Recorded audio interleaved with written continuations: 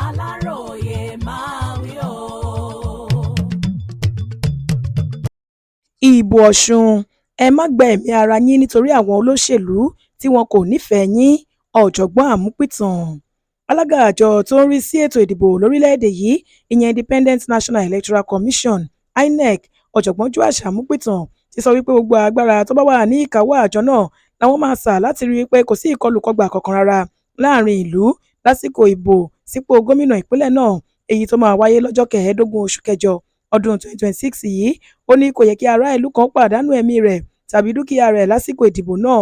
Ọjọ́ Ẹtì Friday ọjọ́ 21 oṣù keje ọdún yìí ni ọ̀jọ̀gbọ́n Àmúpìtàn sọ̀rọ̀ ọ̀hún di mímọ̀ lásìkò tó lọ ṣàbẹ̀wò sí ààfin Àtaọjà tìlú Òṣogbo.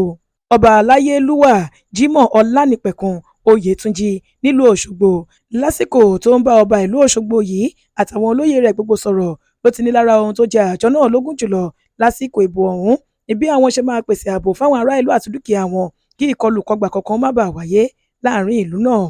Ó ní a kò gbàdúrà pé kí ìkọlùkọgbà kankan wáyé láàrin ìlú lásìkò ìbò tó máa wáyé nípínlẹ̀ Ọ̀ṣun lọ́jọ́ 15 oṣù kẹjọ ọdún yìí nítorí ẹ̀mí àwọn ará ìlú yìí ṣe iyebíye púpọ̀ ju ipò táwọn olóṣèlú ń dùn mọ́ ara wọn lọ́wọ́ lọ.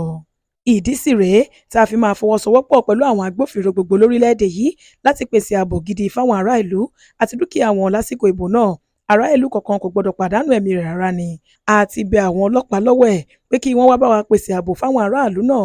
Bákan náà ni mínísítà ètò ààbò orílẹ̀‐èdè yìí àtàwọn ọ̀gá ológun gbogbo láti sọ fún pé kí wọ́n wá ràn wá lọ́wọ́ lásìkò ìbò ọ̀hún. Ọ̀jọ̀gbọ́n Àmúpìtàn wá fajúro gidi sí báwọn aráàlú kan ṣe ń gbé ìròyìn ẹlẹ́jẹ̀ káàkiri àárín ìlú lásìkò yìí. Ó ní èyí jẹ́ ọ̀nà kan pàtàkì táwọn ọ̀bàyéjẹ́ ẹ̀dá kan fẹ́ gbà dojú ètò ìdìbò ìpínlẹ̀ náà rú nítorí tí wọn kò fẹ́ káwọn ará ìlú ní ìgboyà nípa ètò ìdìbò ọ̀hún kí wọ́n sì má lè jáde síta láti dìbò fún olóṣèlú tó bá wù wọ́n. Ó wá rọ àwọn ará ìlú náà pé kò sóhun aburú kankan tó máa ṣe wọ́n àti pé ètò ààbò gidi máa wà fún onílé àti àlejò lọ́jọ́ ìdìbò ọ̀hún. Bákan náà ló tún mẹ́nu bà á pé ìwé àdéhùn kan táwọn olóṣèlú gbogbo tí wọ́n fẹ́ díje dupò gómìnà nípínlẹ̀ náà tọwọ́ bọ̀ láìpẹ́ yìí jẹ́ lára ọ̀nà kan gbòógì láti fi sọ fáwọn ará ìlú pé kò ní sí wàhálà kankan láàrin ìlú lásìkò ètò ìdìbò ọ̀hún èyí tó máa wáyé lọ́jọ́ 15 oṣù kẹjọ ọdún yìí. Ó ní gẹ́gẹ́ bí àjọ elétò ìdìbò lórílẹ̀‐èdè yìí a kò nífẹ̀ẹ́ sí wípé kí ẹ̀mí àwọn ará ìlú ó bọ́ sí ètò ìdìbò sípò gómìnà ìpínlẹ̀ náà tó máa wáyé láìpẹ́ yìí. Kódà a kò fẹ́ kí dúkìá àwọn ará ìlú ó ṣòfò. Ìdí rèé tá a ṣe ń polongo tọ̀tàn pé káwọn ará ìlú má ṣe gbè lẹ́yìn olóṣèlú kankan kí wọ́n má ṣe jẹ́ kí wọ́n rí wọn lò. A máa sa gbogbo ipá wa láti rí wípé ẹ̀mí àti dúkìá àwọn ará ìlú dé. Nǹkan kò fọ́ lójú rárá lásìkò ìbò ọ̀hún. Àwọn agbófinró gbogbo lórílẹ̀‐èdè yìí sì fi dá wa lójú wípé àwọn máa pèsè ààbò fún àwọn ará ìlú náà.